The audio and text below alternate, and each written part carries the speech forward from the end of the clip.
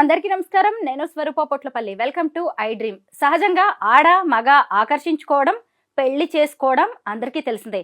కానీ ఇద్దరు అబ్బాయిలు ప్రేమలో పడడం, పెళ్లి వరకు వెళ్ళడం, అసలు వాళ్ళని ఏమంటారు? గేస్ అంటారు. గేస్ కి కూడా రైట్స్ కావాలి అంటున్నారు. అంటే ట్రాన్స్జెండర్స్ కి ఎలాంటి ఉద్యోగాలు అయితే ఇస్తున్నారో మమ్మల్ని కూడా ప్రభుత్వం గుర్తించాలని వాళ్ళు డిమాండ్ చేస్తున్నారు. ప్రస్తుతం నాతో పాటు గే రైట్స్ యాక్టివిస్ట్ విష్ణు తేజ ఉన్నారు. ఆయనతో మాట్లాడదాం. హలో విష్ణు. హాయ్ అండి. చాలా బాగున్నారు విష్ణు. మీరు గే అంటే నేను నమ్మలేకపోతున్నాను. థ్యాంక్ యూ అండి. Thank you so much. Gay అన్నందుక లేకపోతే స్మార్ట్ గా ఉన్నారు అన్నందుక? ఎందుకు థ్యాంక్స్ కాంప్లిమెంట్ అంటే చెప్తున్నారు? హ్యాపీగా రిసీవ్ చేసుకోవచ్చు కదా. ఎందుకంటే గే అని చెప్పుకోవడానికి కూడా మీరు అంత హ్యాపీ ప్రౌడ్ ఫీల్ అవుతున్నారు కదా, అందుకు నేను అడిగాను. బికాస్ గే అయినా కూడా నేను మెన్నే కదా. సో మీరు యాజ్ ఏ ఉమెన్ గా నన్ను ప్రైజ్ చేస్తూ ఉంటే అదే కాంప్లిమెంట్ రిసీవ్ చేసుకున్నాను. Very nice. చాలా బాగుంది. పాజిటివిటీ మాత్రం నచ్చింది నాకు. థ్యాంక్స్. మ్మ్. ఏం చదువుకున్నారు? మీది ఏ ఊరు విష్ణు? సో మాది ప్రకాశం జిల్లా ఒంగోలు. మ్మ్. సో నేను ఎంఎస్సి బయోటెక్నాలజీ చదివాను. విష్ణు, నేను ఒక గేని చూడడం కానీ మాట్లాడడం ఇలా ఇంటర్వ్యూ చేయడం ఫస్ట్ టైం. నిజంగా నాకు పెద్దగా ఐడియా లేదు. నాకైతే చాలా డౌట్స్ ఉన్నాయి, అడిగేస్తాను. ఫ్రీ అండ్ Happy ఫ్రాంక్ గా నేను అడుగుతాను. మీరు రెడీనా చెప్పడానికి? రెడీ. విష్ణు, మీరు గే అని మీకు ఏ ఏజ్ లో తెలిసింది, ఎలా తెలిసింది? సో చాలా మందికి ఇది అందరికీ ఉన్న డౌటే అండి. ఎందుకంటే మనం అందరం కూడా ఇంట్లో పిల్లలుగా పెరుగుతున్నప్పటి నుంచి ఎక్కువగా సగం సమయం గడిపేది స్కూల్స్లోనే. సో స్కూల్స్లోనే మనకు రకరకాలుగా పిల్లలు యాజ్ ఎ క్లాస్మేట్స్గా మనకు కనిపిస్తూ ఉంటారు. అక్కడే వాళ్ళ మధ్యలో ఫ్రెండ్షిప్ అనేది స్టార్ట్ అవుతూ ఉంటుంది. అంటే రకరకాలుగా మెంటాలిటీస్ అన్నీ పరిచయం అవుతూ ఉంటాయి స్కూల్ ఏజ్ గ్రూప్లోనే. సో ఆల్మోస్ట్ 12 ఇయర్స్ నుంచి 18 ఇయర్స్కి ఉన్న ఆ ఏజ్ గ్రూప్లో ఏంటంటే అట్రాక్షన్స్ అన్నీ మొదలవుతూ ఉంటాయి. కౌమార దశలోనే చాలామంది పిల్లలకి ఏంటంటే ఆకర్షణలకి గురవుతూ ఉండడం, హార్మోన్స్ అన్నీ కూడా అప్పటికే విడుదలవుతూ ఉంటాయి కాబట్టి అబ్బాయికైనా అమ్మాయికైనా. సో వాళ్ళు ఒకరినొకరు ఆకర్షించుకోవడం అనే దశలో జరుగుతూ ఉంటుంది. సో నాకు కూడా అలాగే చిన్నప్పుడు ఎప్పుడైతే నాకు ఒక 12-13 ఇయర్స్ ఉన్న టైంలోనే సో చాలామంది నా స్కూల్లో ఉన్నటువంటి క్లాస్మేట్స్ వాళ్ళందరికీ ఏంటంటే ఆ, అమ్మాయిల్ని చూసుకోవడం, పొగడ్డం, వాళ్ళు నవ్వుకోవడం, వాళ్ళ మీద ఒకరికొకరు జోకులు వేసుకోవడం, చిన్న చిన్న లవ్ లెటర్ రాసుకొని ఒకరి బ్యాగ్లో వాళ్ళు పెట్టుకొని, ఇవన్నీ చాలా సరదాగా చిలిపిగా జరిగే పనులు అనమాట. సో బట్ నాకేంటంటే అలా వాళ్ళందరిని చూస్తే నాకేం పెద్ద కొత్తగా అనిపించేది కాదు. ఒక అబ్బాయి ఒక అమ్మాయికి, ఒక అమ్మాయి ఒక అబ్బాయికి అలాగా అప్పుడే బెంచ్ మీద పెన్తో ఐ లవ్ యూ అని రాసుకోవడం, లేదా యూనో మన రౌండర్స్ అది తిప్పే దాని మీద చెక్కుతూ ఉంటారు చెక్క బెంచ్ మీద వాళ్ళ పేర్లు, తర్వాత హార్ట్ సింబల్ వేసి. సో ఇవన్నీ చాలా చిలిపిగా అనిపించేవి చూడడానికి. సో చాలా కంపాస్ తోటి వాళ్ళు టేబుల్ మీద ఐ లవ్ యూ అని రాసుకోవడం చాలా సరదాగా జరుగుతూ ఉంటుంది చిన్నప్పుడు. సో నాకేంటంటే అలా ఎప్పుడు నాకు అనిపించలేదు. అంటే ఏదో సరదాగా క్లాస్మేట్స్ అంటే చేసుకుంటున్నారు, నేను చాలా సైలెంట్గా ఉండేవాడిని. కానీ కానీ ఒక అబ్బాయే నాకు నచ్చాడు. బట్ ఆ నచ్చడానికి రీజన్స్ తెలియదు. ఇప్పుడు వాళ్ళు కూడా ఒకరికొకరు ప్రపోజ్ చేసుకుంటున్నారంటే అప్పటికి వాళ్ళకి అది ప్రేమనా లేకపోతే ఆకర్షణ ఏంటి అనేది కూడా ఆ చిన్న వయసులో ఎవరికి తెలియదు. బట్ నాకు ఎలా ఉండేదంటే అబ్బాయి ఏ పెన్ వాడితే నేను అదే వాడాలి, ఆ బ్యాగ్ స్కూల్ బ్యాగ్ ఎలా ఏ కలర్లో ఉంటే అలాగే ఉండాలి. సో మా నాన్నకు హైదరాబాద్ నుంచి అప్పుడు ఒక హీరో రేంజ్ సైకిల్ తీసుకొచ్చాడు రెడ్ కలర్ది. సో హైదరాబాద్ నుంచి అది తెప్పించిన తర్వాత నేను స్కూల్కి వేసుకుని వెళ్ళా ఫస్ట్ టైం. సో అందరు కూడా అది నువ్వు దాంట్లో చాలా బాగున్నావు అనిపించిన తర్వాత నేను ఎవరైతే నచ్చాడు అని అన్నానో అబ్బాయి అట్లా సైకిల్ వేసుకొని వచ్చేవాడు. సో నాకు అనిపించింది, అరే నాకు నచ్చిన వాడు అట్లా సైకిల్ వేసుకొని వస్తున్నాడు, ఇది నాకు నచ్చలేదు కదా అనేది ఏదో వంకలు చెప్పి దాన్ని ఇంట్లో ఇచ్చేసేసి మళ్ళీ అట్లా సైకిల్ తెప్పించుకోవడం. అంటే అప్పట్లోనే 7th 8th 9th 10th ఆ ఏజ్ గ్రూప్లో కలిసే ఉన్నాం. ఆ అబ్బాయి నేను అందరం కలిసే చదువుకున్నాం. బట్ ఏంటంటే ఆ అట్రాక్షన్ అనేది ఉండిపోయింది. బట్ అది ప్రేమనా లేకపోతే ఎలాంటి కైండ్ ఆఫ్ అట్రాక్షన్ అనేది తెలియదు. బట్ లేటర్ ఆన్ కొంత ఏజ్ వచ్చిన తర్వాత నాకు అర్థమైంది ఏంటంటే that is a kind of bonding. ఇప్పుడు అంతమంది ఒక క్లాస్ రూమ్లో ఉన్నప్పుడు ఒక పర్టికులర్ అబ్బాయి మీదనే ఆ కైండ్ ఆఫ్ ఫీలింగ్స్ ఉండడం, మిగతా అమ్మాయిల మీద ఉండకపోవడం, ఈవెన్ అబ్బాయిలు అలాంటి అమ్మాయిలతో సంబంధించిన కాన్వర్జేషన్స్ వస్తున్నా కానీ నేను పెద్దగా ఇంట్రెస్ట్ చూపించకపోవడం అనేది ఐ రియలైజ్ దట్ వీటన్నిటికీ క్వశ్చన్ ఏంటి అని అంటే ఐఎమ్ హోమోసెక్షువల్ బాయ్. అనేది నాకు అర్థమైందండి. ఇప్పుడు మీరు ఒక అబ్బాయిని ఇష్టపడ్డా అన్నారు కదా! మీరు గే అయ్యుండొచ్చు గానీ, అతను అవ్వకపోవచ్చు కదా! అతను ఖచ్చితంగా నార్మల్ బాయ్ అవ్వకపోవచ్చు. అయ్యుండొచ్చు కదా! ఖచ్చితంగా అవ్వకపోవచ్చు. ఎప్పుడంటే అలా ఫీలింగ్స్ ఉన్నప్పుడు సమ్‌టైమ్స్ చాలా వరకేంటంటే ఆహ్, ఒకానొక సందర్భంలో అందరూ క్లాస్‌మేట్స్ అందరూ ఎక్కిరిచ్చేవాళ్ళు. "ఏంట్రా మీ ఇద్దరు అస్తమానం చాలా దగ్గరగా వాడేదో నీ మీద చాలా అతి అతి కేరింగ్‌గా చాలా లవబుల్‌గా ఉన్నట్టుగా అనిపిస్తాయి. ఎందుకో మీ ఇద్దరిని చూస్తా ఉంటే చాలా తేడాగా అనిపిస్తా ఉందని." సో, ఇలాంటి కామెంట్స్ అంటే యూజువల్‌గా వాళ్ళకప్పుడు చూసినటువంటి అబ్జర్వేషన్ ఏంటంటే, మేమిద్దరం చాలా అబ్‌నార్మల్‌గా కనిపించడం. ముఖ్యంగా నా బిహేవియర్ అబ్‌నార్మల్‌గా కనిపించడం. వీడేంటి అమ్మాయిల గురించి మాట్లాడడు ఎక్కువగా, అమ్మాయిలతోటి మనం అందరం కమ్యూనికేట్ అవ్వాలి, సరదా పడాలి, చిలిపిగా ఉండాలి అని అనుకుంటుంటే, వీడెందుకు అలా ఉండట్లేదు. అంటే ఆ చైల్డ్‌హుడ్ టైమ్‌లో వెక్కిరించడాలు అంటే వీడు నిజంగా అబ్బాయి కాదేమోరా! ఎందుకంటే అబ్బాయి అయితే అమ్మాయి గురించి మాట్లాడాలి కదా! అమ్మాయి కోసం ఒక అబ్బాయి చేసే పనులు చేయాలి కదా! అని ఉంటుండే అనమాట. సో, కొన్ని సందర్భాలేంటంటే అబ్బాయి దాన్ని ఒక స్థాయి వరకు దాన్ని భరించి ఆ తర్వాత ఒకరోజు నన్ను లాగిపెట్టి చెంపకేసి కొట్టాడనమాట. "నువ్వు నాతో అసలు నా పక్కన ఏదో కూర్చోకు." చేసుంటారు మీరు. నేనేం చేయలేదు. బట్ హ్మ్. ఏంటంటే ఆ చుట్టూ ఉన్న వాళ్ళందరూ ఎక్కిరించేవాళ్ళనమాట. ఏంట్రా వాడు నువ్వేది వాడితే వాడు అదే వాడాలని అనుకోవడం. నువ్వే సైకిల్ అంటే వాడదే సైకిల్. ఒకే బెంచ్‌లో కూర్చోవాలని అనుకోవడం. మార్కులు గూడా వాడికన్నా ఒక మార్క్ నీకు ఎక్కువొచ్చినా వాడు నిన్ను గొడవ పడ్డం. ఇవి అమ్మాయిలు, అబ్బాయిలు జనరల్‌గా పోట్లాడుకుంటా ఉంటారు గదా! వాడు నీతో అది జేయడం మాకెందుకో నచ్చట్లేదు అని వాడిని కొంచెం ఆహ్, ట్రిగ్గర్ చేశారనమాట. సో, ఆ రోజు వాడు లాగిపెట్టి చెంపకేసి కొట్టాడు. బట్ స్టిల్ అదేంటంటే నాకు అంటే ఆ రోజుకి నాకు అర్థం కాలేని విషయం ఏంటంటే, am I doing anything wrong? నాకు జనరల్‌గా నా మనసులో అనిపించింది, నా మనసులో అనిపించిన ఫీలింగ్స్‌ని ఎక్స్‌ప్రెస్ చేస్తూ నేను అదే విధంగా నేనున్నాను. వాళ్ళు గూడా వాళ్ళకి నచ్చినట్టుగా అమ్మాయిలకి చిన్న చిన్న లవ్ లెటర్ రాస్తూ, చిలిపిగా ఉండడం, సీక్రెట్ కాన్వర్జేషన్ జేసుకోవడం, స్కూల్ అయిపోయిన తర్వాత అమ్మాయిలు, అబ్బాయిలు కలిసి పానీపూరి బండి దగ్గర నుంచొని ఉండడం. ఇవి వాళ్ళకెంత నార్మల్‌గా అనిపించాయో, నాకు ఆ అబ్బాయితో అలాగే అనిపించాయి గదా! సో, ఎక్కడ నాది తప్పు అనేది ఒక క్వెషన్ మార్క్‌లో ఉండిపోయాను చిన్నప్పుడు. విష్ణు, మీ ఏజ్ ఎంత? మీరేం చదువుకున్నారు? సో, ఇప్పుడు నా ఏజ్ 30 అండి. సో, నేను బయోటెక్నాలజీ చదివాను ఎంఎస్‌సి. ఈ 30 ఇయర్స్‌లో మీ ఫస్ట్ క్రష్ ఎవరు? సో, చెప్పా గదా! ఈ 30 ఇయర్స్‌లో నా ఫస్ట్ క్రష్ వచ్చేసి అబ్బాయి నా స్కూల్‌లో ఉన్న అబ్బాయే. బట్ అది నాకు క్రష్ అన్న అతన్ని సంగతి మనం నాకు తెలియదు. కన్సిడర్ చేయలేం కదా! ఇలాగ మీ టైప్ వ్యక్తి కాదు గదా! అలా కాకుండా సేమ్ ఫీలింగ్స్ ఉన్న వ్యక్తిని, సేమ్ మీలాంటి వ్యక్తిని మీరు ఫస్ట్ టైమ్ ఎప్పుడు కలిసారు? ఇంటర్మీడియేట్‌లో. ఓహ్! యాహ్! తగిలాడా సో ఇంటర్‌కొచ్చేసరికే? యెస్. సో, నేనప్పుడు హైదరాబాద్‌కొచ్చాను చదువుకోడానికి.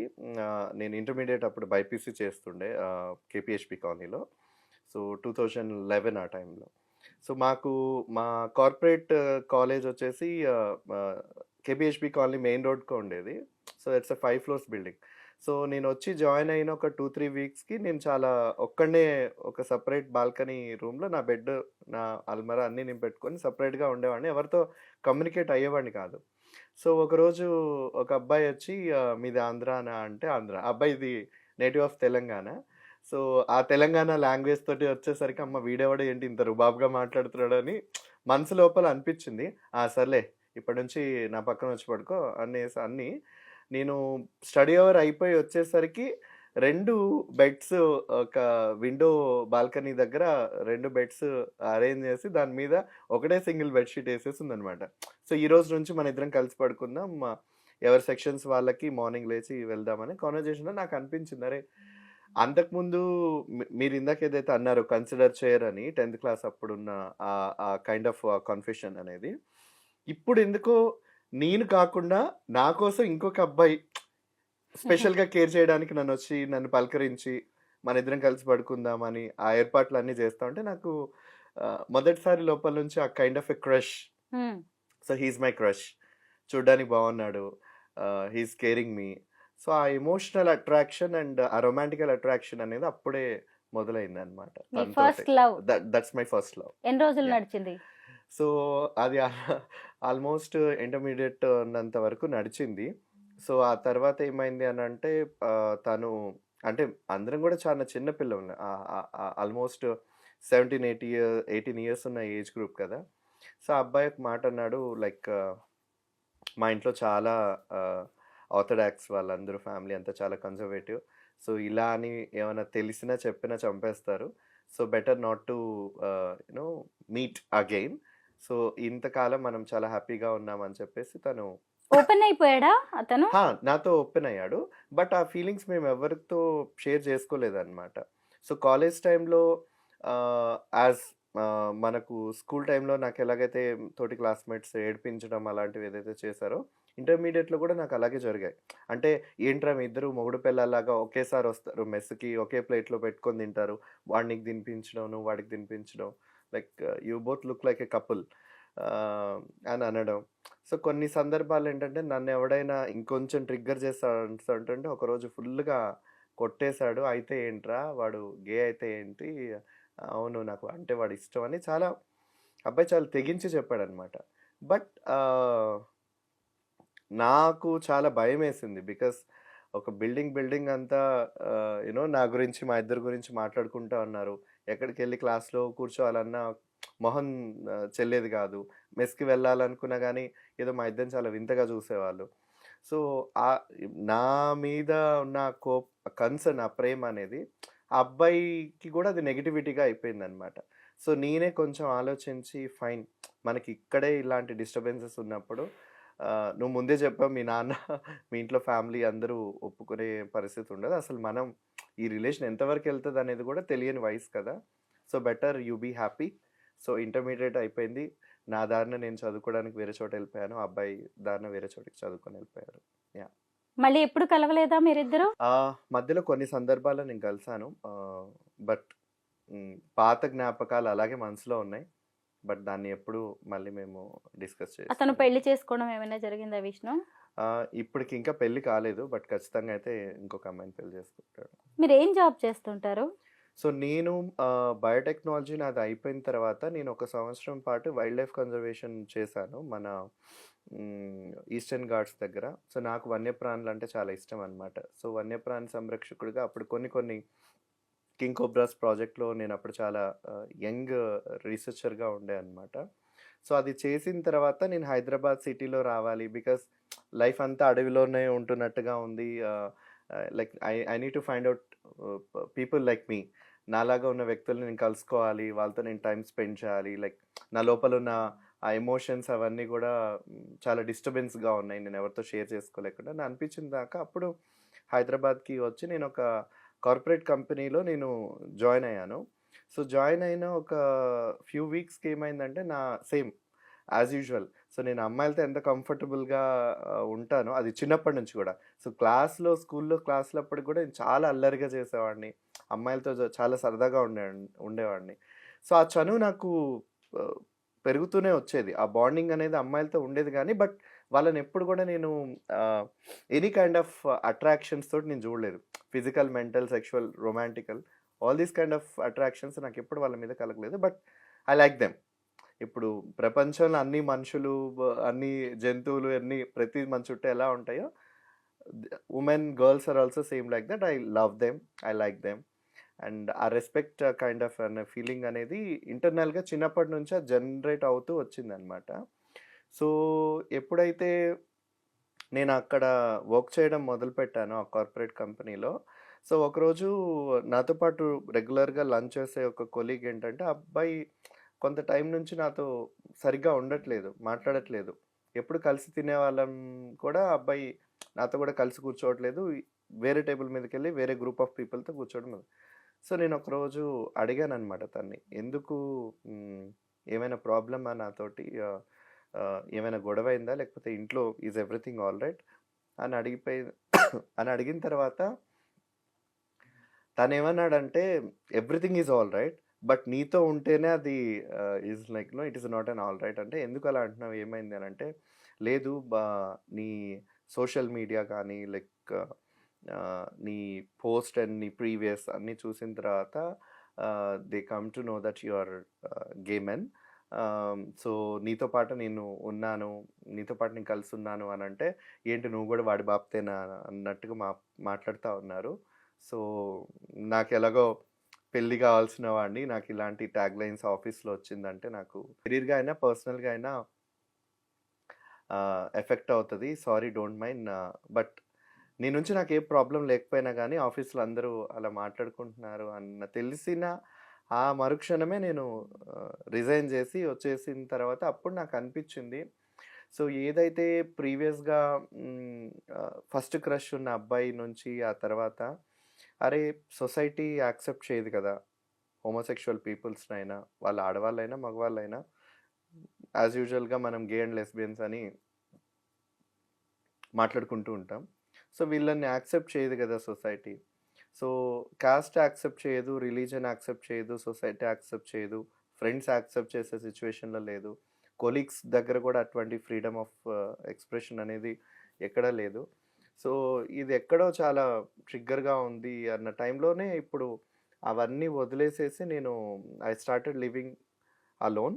అప్పుడే నాకు కొత్త పరిచయాలయ్యాయి. సో, ఇప్పుడు ఎంతమందినైతే మీరు ఇంటర్వ్యూస్‌లో చూస్తూ ఉంటారో వాళ్ళందరూ సెలబ్రిటీ ఇన్‌ఫ్లుయెన్సర్స్ ఎవరైతే ఇప్పుడిప్పుడు ఉన్నారో, సో, వాళ్ళందరూ గూడా నేను టీనేజర్స్‌గా ఉన్నప్పుడు కలుసుకొని ఇప్పుడు ఇలా పెరిగాము. బట్ మీన్‌వైల్ ఈ ఈ మొత్తం మీరడిగినట్టుగా ఈ 30 ఇయర్స్ జర్నీలో ఆల్మోస్ట్ 18 ఇయర్స్ దగ్గర నుంచి నేను ఐడెంటిఫై చేసుకొని నాకు నేను అన్ని గ్రూప్స్‌లో తిరగడం, ఫైండ్ ఔట్ చేసుకోవడం మొదలుపెట్టిన తర్వాత సో, ఈ రోజుకి అది 12 ఏళ్ల ఎక్స్‌ప్లోరింగ్ థింగ్స్ అన్నమాట. మొత్తం దాని మీద వాయిస్ ఔట్ చేయడం, మాట్లాడడం. సో, ఆ రోజే నేను డిసైడ్ అయ్యాను. ఎక్కడైతే ఒక అంటే మీరిందాకన్నారు గేస్ కంటే గుర్తింపు అవసరమా అంటే, గే అన్న దానికి ఒక గుర్తింపు అవసరం లేదు. బట్ యాస్ ఒక మనిషిగా, ఒక ఒక పురుషుడిగా నేనెవరిని కోరుకుంటున్నాను, ఎవరిని ఇష్టపడుతున్నాను, ఆ వ్యక్తితో నేనేం చేస్తున్నాను అనేది అది matter of my personal life and my privacy. నేను పని చేయట్లేదా? నేను బాగా చదవట్లేదా? మిగతాదేదైనా మీకు ప్రాబ్లమ్‌గా ఉంటే అవన్నీ మెటీరియలిస్టిక్. అవి దాంతో చేసుకోవాలి గానీ, ఒక వ్యక్తి జీవితానికి సంబంధించినవి మీకు తక్కువగా కనిపిస్తున్నాయి అనంటే అటువంటి ప్లేస్‌లో నేను ఉండలేను. అందుకని గుడ్ బై చెప్పేసి వచ్చేసాననమాట. సో, ఆ రోజు నుంచి ఈ రోజు వరకు కూడా విష్ణుతేజ యాజ్ గే రైట్స్ యాక్టివిస్ట్‌గా ఎక్కువగా ఎందుకు పాపులర్ అనంటే, గే మెన్ ఎక్కడైతే ఇలాంటి వివక్షతలకు ఎదుర్కొంటున్నారో, సమాజంలో అయినా, కుటుంబంలో అయినా, చదువుకునే చోటైనా, వర్క్ చేసే ప్రదేశంలో అయినా, ఆ వివక్షతలన్నిటి మీద పోరాడడానికి నేను ఆ రోజే డిసైడ్ అయ్యాననమాట. విష్ణు ఎంత బ్యూటిఫుల్ గర్ల్‌ని చూసినా కానీ మీకెలాంటి ఫీలింగ్స్ కలగవా? ఫీలింగ్స్ కలగవా అనంటే మీకు ఆల్రెడీ చెప్పాను. ఇప్పుడు ఒక క్లాస్ రూమ్‌లో అయినా, లేకపోతే ఒక వర్క్ చేసే చోటైనా, సొసైటీలో ఒక అమ్మాయి వేల మంది అబ్బాయిలను చూస్తుంది. ఒక అబ్బాయి లక్షల మంది అమ్మాయిలను చూస్తాడు. కానీ వాళ్ళకు కొందరి మీద సెక్షువల్ అట్రాక్షన్ కలుగుతది. కొంతమంది ఎమోషనల్ బాండింగ్స్ అట్రాక్షన్ కలుగుతది. సో, ఎప్పుడైతే ఈ అట్రాక్షన్స్ అనేది బిట్వీన్ 2 అడల్ట్స్ మధ్యలో జరుగుతా ఉంటాయో, అవి very natural. The same thing ఎప్పుడైతే ఒక అబ్బాయి ఇంకొక అబ్బాయి మీద ఫీలింగ్స్ ఉన్నాయి, అమ్మాయి మీద లేవు. లేదు ఇంకొక అమ్మాయికి అమ్మాయి మీద ఫీలింగ్స్ ఉన్నాయి, అవి అబ్బాయి మీద లేవు అనంటే ఇమ్మీడియేట్‌గా చుట్టూ ఉన్న వాళ్ళందరికీ ట్రిగ్గర్ అయ్యేది ఏంటంటే వీళ్ళు తేడా. ఈ తేడా అన్నది మైండ్‌లో ఎప్పుడైతే వస్తుందో అది ఎక్కడి నుంచి వస్తుందనంటే చిన్నప్పటి నుంచే కాదు. మన ముందు తరాల నుంచైనా ఆడజన్మ, మగ జన్మ ఎత్తారు అనంటే వాళ్ళిద్దరూ ప్రేమించుకోవాలి. లేదా పెద్దలు కుదిర్చిన సంబంధంలో అయినా వాళ్ళు పెళ్లి చేసుకోవాలి. వాళ్ళు కలిసి కాపురం చేయాలి. పిల్లల్ని కనాలి. మళ్ళీ ఆ లైఫ్ అనేది ఒక చక్రం. సో, ఈ లైఫ్ చక్రం భారతదేశంలో ఉన్న ప్రతి కుటుంబం అనేది అలవాటైపోయింది. సో, ఇప్పుడిప్పుడు ఆ కుటుంబ వ్యవస్థలో ఉంచి ఎవరైతే మళ్ళీ ఇద్దరు అబ్బాయిలు, ఇద్దరు అమ్మాయిలు వాళ్ళలో ఒక కుటుంబ వ్యవస్థ ఏర్పడాలి అని అనుకుంటే సమాజం దాన్ని యాక్సెప్ట్ చేసేటువంటి పరిస్థితిలో లేదు. సో, లేనటువంటి సిట్యుయేషన్‌లో మాలాంటి అట్రాక్షన్స్ అందరికి ఏం కనిపిస్తాయంటే అవి అన్‌న్యాచురల్, అబ్‌నార్మల్. మీరు బట్ నార్మల్ బాయ్ లాగానే ఉంటారా ఫిజికల్‌గా? యెస్. ఫిజికల్‌గా బాయ్‌గానే ఉంటాం. యాహ్! కాకపోతే మెంటల్‌గా మీరు ఇంకొక బాయ్‌కి సీ అట్రాక్ట్ అవుతారు అంతే. ఎప్పుడైతే మనకు మన ఒక చిన్న క్లారిఫికేషన్ నేను మన వ్యూవర్స్ అందరికి కూడా చాలా మందికి తెలియందేంటంటే, మన 2 తొడల మధ్యలో ఉన్న భాగం ఏదైతే ఉందో, అది లైంగిక చర్యల కోసం లేదా పునరుత్పత్తి కోసమో దానికి సంబంధించినటువంటి ఒక భాగం. మన ఏ ఆడ వ్యక్తి అయినా, మగ వ్యక్తి అయినా వాళ్ళిద్దరు 2 తొడల మధ్యలో ఉన్నది. మన 2 చెవుల మధ్యలో ఉన్నది ఏదైతే మెదడు ఉందో, అది మన ఎమోషన్స్‌కి సంబంధించి, మన బాడీలోకి సంబంధించినటువంటి హార్మోన్స్, సెక్రెషన్స్ అదని. ఆ 2 కలిపితే ఇక్కడ ఏం ఫీల్ అవుతా ఉంటాము అనేది that is an attraction.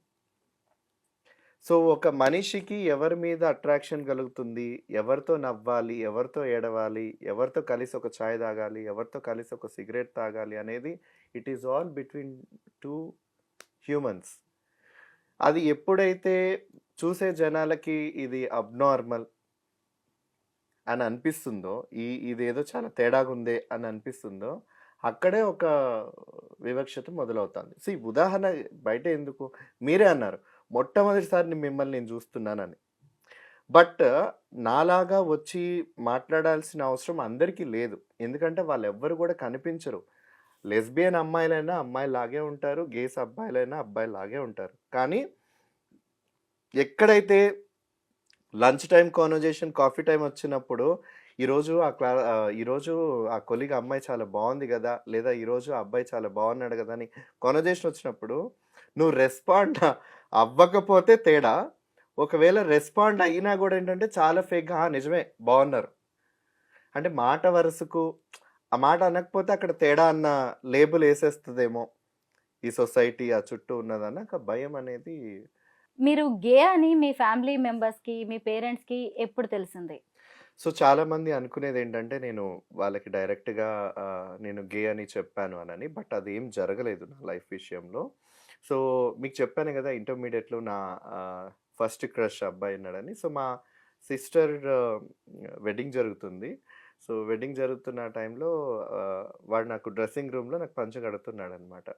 So నేను అబ్బాయిని అప్పుడు హక్ చేసుకొని రొమాంటికల్గా నేను అబ్బాయిని ముద్దు పెట్టుకుంటున్నాను నుదుటి మీద. సో అదే టైంలో నాకు హోటల్ ఆ రూమ్ డ్రెస్సింగ్ రూమ్ను ఓపెన్ చేసింది సడన్గా చూస్తే మా ఫాదర్. సో అంటే నేను అబ్బాయిని ఇలా హోల్డ్ చేసుకొని ఉన్నాను, వాడు నన్ను పంచ డ్రేప్ చేస్తా ఉన్నట్టు నా నడుంకి. సో అది ఆ భంగిని చూడగానే మేము ఎవరు ఓపెన్ చేశారని షాక్లో నేను చూడగానే మా నాన్న. సో ఆ రోజు పక్క రోజు ఒక 2 రోజుల తర్వాత ఏం అనలేదు. సో ఒక 3-4 రోజులు అయిపోయిన తర్వాత నన్ను పిలిపించి అదే డోరు వియంకులు వాళ్ళు కనుక ఓపెన్ చేసి ఉండుంటే మన పరువు ఏమైండేది అని టీవీ డిష్ వేర్ తీసుకొని నన్ను ఫుల్ బాగా చాలా బాగా సో చాలా బాగా పడ్డాయి. సో ఆ తర్వాత నా మీద నిఘా పెంచారు.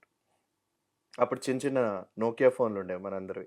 ఏదో ఒక 10 రూపాయల కార్డ్స్ వేసుకొని పర్ డే 200 ఎస్ఎంఎస్లు ఉండేవి. సో నేను వాడికి మా ఇంట్లో ఇలా అయింది, ఎందుకంటే ఫోన్ చేయలేను నీకు అన్నీ ఉంటాయి. సో అప్పుడు అన్నీ ఎస్ఎంఎస్లోనే. అవి కూడా మా నాన్న చదివేసి ఓహో సో చాలామందికి ఈ 10th క్లాస్ ఇంటర్మీడియట్లో అమ్మాయిలు అబ్బాయిలు ప్రేమలో పడ్డం, వాళ్ళు కొంచెం కాలు జారారు అన్న పదాలు అప్పట్లో వాడుతూ ఉండేవాళ్ళు కదా. కాలు జారే ప్రయత్నాలు ఏమైనా జరుగుతూ ఉంటాయేమో, మళ్ళీ ఎక్కడ మన పిల్లలు తలవంపులు తీసుకొస్తారేమో అన్న టెన్షన్ పేరెంట్స్కి చాలా ఉండేది.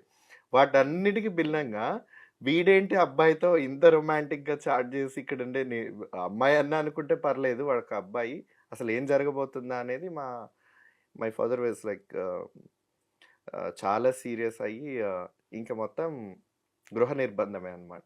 గృహ నిర్బంధం అయిపోయి ఆ తర్వాత నేను చాలా చాలా అంటే ఇంట్లోనే ఉండిపోయి ఆ మానసికంగా ఆ టార్చర్ అంతా అనుభవించేసిన తర్వాత ఇంకా నా వల్ల కాక పెన్ను పేపర్ తీసుకొని మన మానవ హక్కుల కమిషన్కి ఒక లెటర్ రాసేసి ఇలా నన్ను గృహ నిర్బంధం చేసి చాలా టార్చర్ చేస్తూ ఉన్నారు, ఇలా ఉన్నాను అన్న ఉద్దేశంతో అని చెప్పి పక్కింటి అబ్బాయికి రాసిన లెటర్ ఇచ్చేసి పోస్ట్ బాక్స్లో వేసేసి రమ్మని చెప్పారు.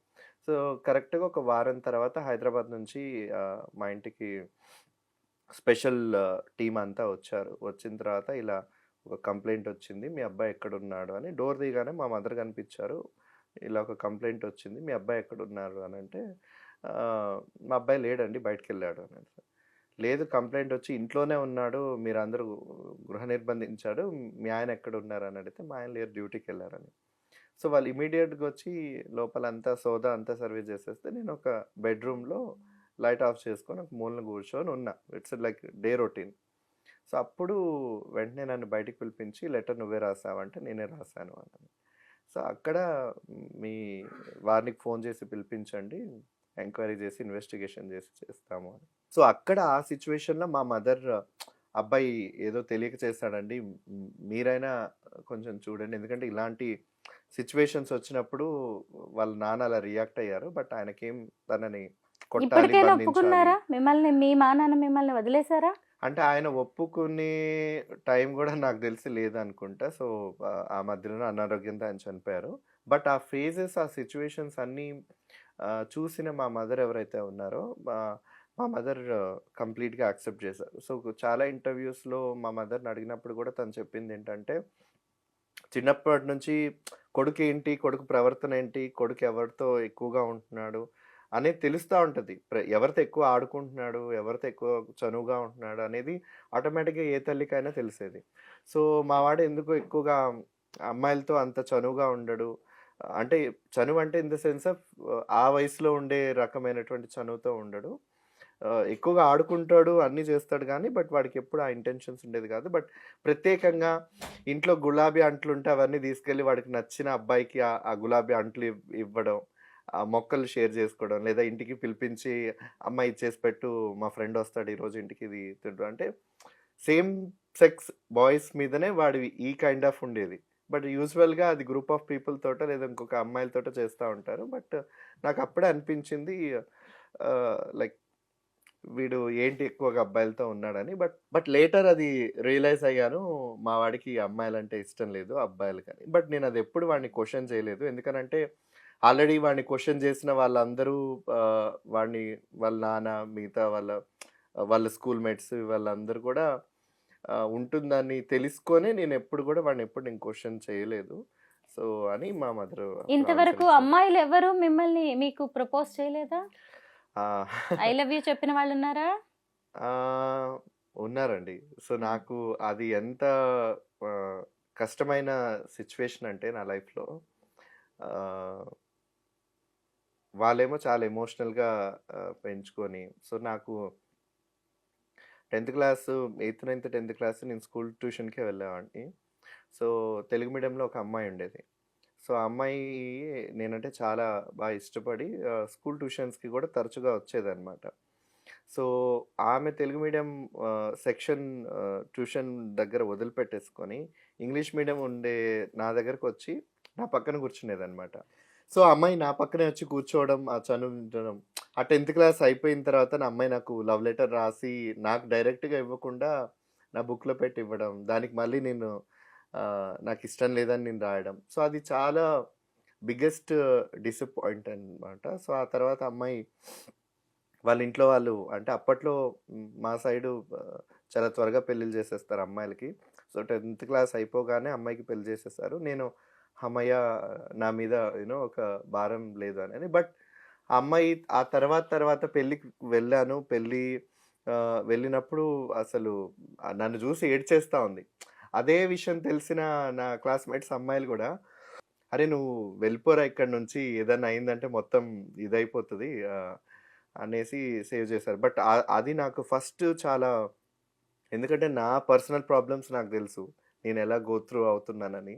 సైమల్టేనియస్గా ఇప్పుడు ఆ అమ్మాయి పెళ్ళిలో చేసి ఆ ఎమోషనల్ ఏడుపు ఇవన్నీ నాకు చాలా భయం అనిపించింది అనమాట. సో అది ఒకటి. అండ్ నేను దాని తర్వాత యూనివర్సిటీలో నేను చదువుకునేటప్పుడు కూడా రాజమండ్రి నుంచి ఒక అమ్మాయి ఉండేది. సో ఆ అమ్మాయి అంటూ ఉండేదన్నమాట, నేను మొదటిసారి గోదావరి వంతెన దాటి ఇంత దూరం ఢిల్లీ వరకు వచ్చాను.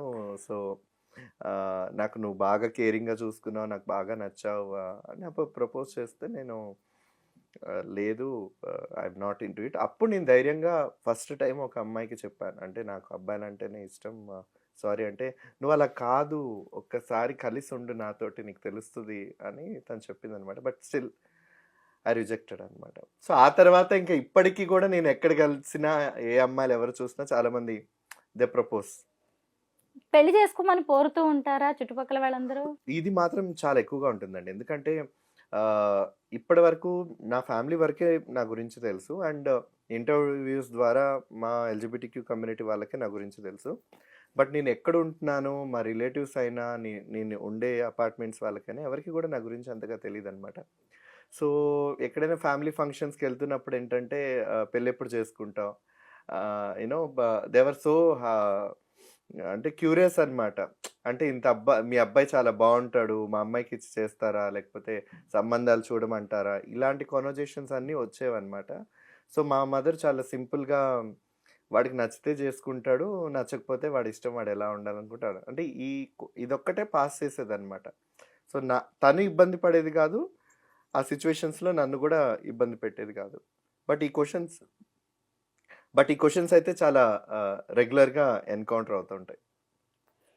విష్ణు, మీకు అబ్బాయిలంటే అట్రాక్షన్ ఉండొచ్చు, వాళ్ళతో మీరు కలిసి ఉండొచ్చు. అది మీ పర్సనల్ థింగ్.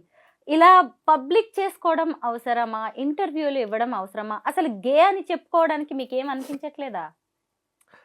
ఇది చాలా మంచి ప్రశ్న. ఎందుకనంటే గే అని చెప్పుకొని తిరిగినంత వరకు వాళ్ళకేం పెద్ద కీర్తి కిరీటాలేం రావు. పిలిచి సన్మానాలు చేయరు. అవార్డులు, రివార్డులు కూడా ఏమి ఇవ్వరు. బట్ ఎందుకు ఐడెంటిటీని సొసైటీకి రివీల్ చేసి చెప్పాలి అనంటే, ఉదాహరణకు మీరన్నారు. నేను గే అని మీకు తెలిసిన తర్వాత, చెప్పిన తర్వాత నువ్వు అలా లేవు అని మీరన్నారు. కానీ ఈ ప్రపంచంలో ముఖ్యంగా మన తెలుగు రాష్ట్రాల్లో కొన్ని వేల మంది నాలాంటి గే మగవాళ్ళున్నారు.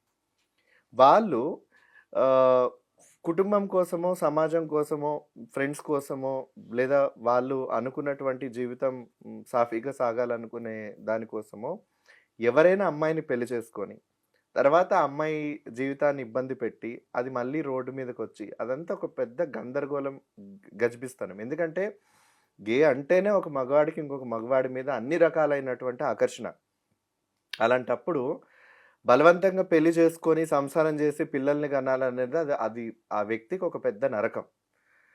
కానీ ఎందుకు నా భర్త ఇలా చేయలేకపోతున్నాడంటే, సొసైటీ ఒక స్టాంప్ ఏస్తదంటే, మగాడు కాదు, మగతనం లేదు, సంసారానికి పనికిరాడు. ఇలాంటి మాటలతో చాలా ఉక్కిరిబిక్కిరి చేసేసి చాలామంది మగవాళ్ళు సూసైడ్ చేసుకోవడానికి అనే పరిస్థితులు వెళ్ళిపోతాయి. నా టైం పీరియడ్‌లో ఎప్పుడైతే నేను నా జాబ్ మానేసిన తర్వాత స్టార్టింగ్‌లో నన్ను నేను వెతుక్కోవడం, నా చుట్టూ ఉన్న వాళ్ళని వెతుక్కోవడం మొదలుపెట్టిన ఆ సందర్భంలో నాకు ఇప్పటికీ గుర్తుంది. ఆహ్, మాదాపూర్ ఒక కార్పొరేట్ హాస్పిటల్‌లో ఒక అబ్బాయి సూసైడ్ చేసుకొని బెడ్ మీద ఉండిన తర్వాత లాస్ట్ చనిపోతాడు. డాక్టర్ ఒక 10 మినిట్స్ అని డిక్లేర్ చేసిన తర్వాత ఏదైనా మాట్లాడాలనుకుంటే మాట్లాడొచ్చు అని చెప్పిన తర్వాత నేను అతనితో మాట్లాడుతున్నప్పుడు నా చేతిలో చేసుకొని ఒక మాట చెప్పాడు.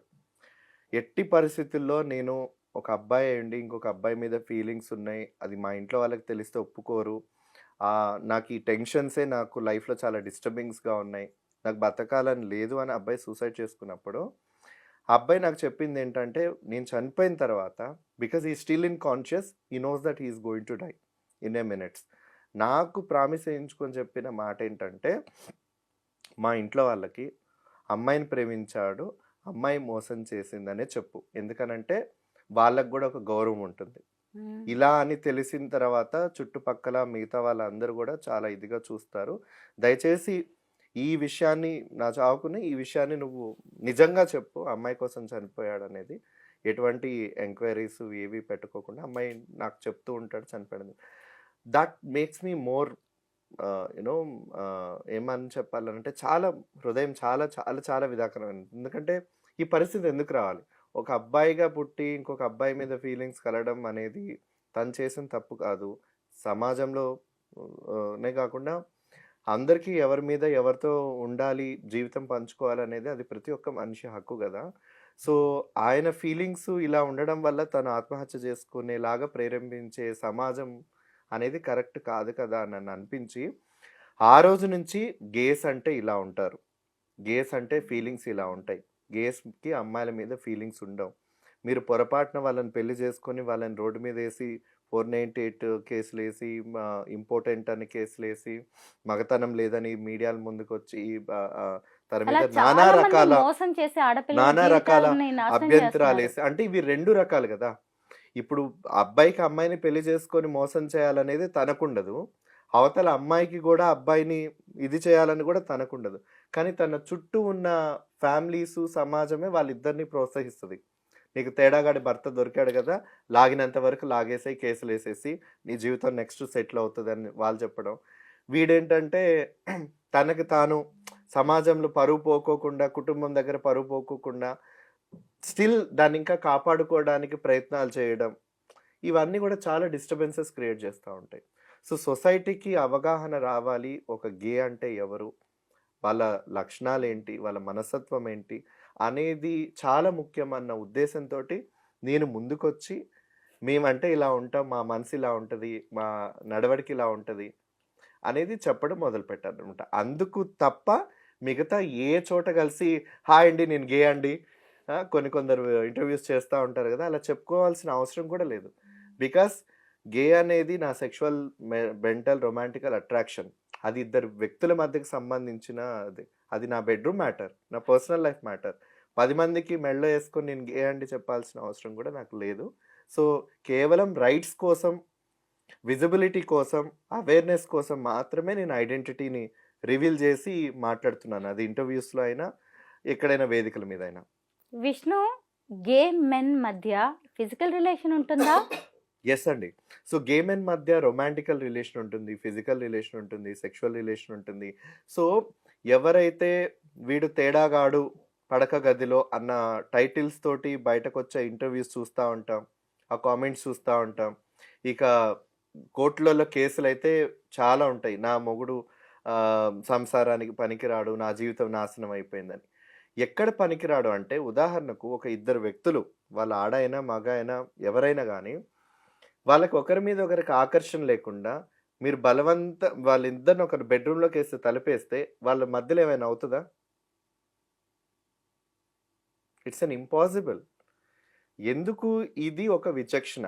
అది ఎవరు అర్థం చేసుకోవాలనంటే ఇప్పటికి గూడా మనకు చిన్న పిల్లల దగ్గర నుంచి సెక్షువల్ అట్రాక్షన్స్, ప్రేమ ఒకరి మీద ఎక్కడికంటే ఆకర్షణ కలిగితేనే వస్తాయి. ఆకర్షణ కలగకోకుండా ఎప్పుడైతే ఇద్దరు వ్యక్తులకి పెళ్లి చేసేసేసి, తాళి కట్టించేసేసి, శోభనం గదిలో పాలిచ్చి సినిమాటిక్‌గా పంపించేసి కాపురం జరిగిపోతదంటే, తను ఆ వ్యక్తిని, తన బాడీని, తన మనసుని, తన రూపాన్ని తను ఫీల్ అవ్వాలి గదా! ఫీల్ అయితేనే శరీరం రిసీవ్ చేసుకొని, అదే ఆప్యాయంగా రిసీవ్ అవుతా ఉంటది. ఇది ఎవరు అర్థం చేసుకుంటారు? ఎవరు చెప్తారు? చెప్పేవాళ్ళు ఏమన్నా ఉన్నారా?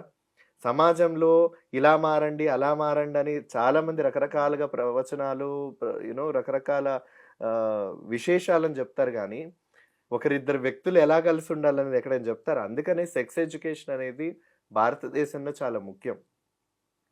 అది గనక తెలుసుకున్నట్లయితే ఇటువంటి అపోహలనేవి చాలా వరకు తొలగిపోతాయి. విష్ణు, మీరిప్పుడు ఎవరితోనైనా రిలేషన్‌లో ఉన్నారా? అలాగే ఇంటర్మీడియేట్ బ్రేకప్ తర్వాత మళ్ళీ లవ్ స్టోరీస్ మొదలయ్యాయా మీకు? ప్రస్తుతానికైతే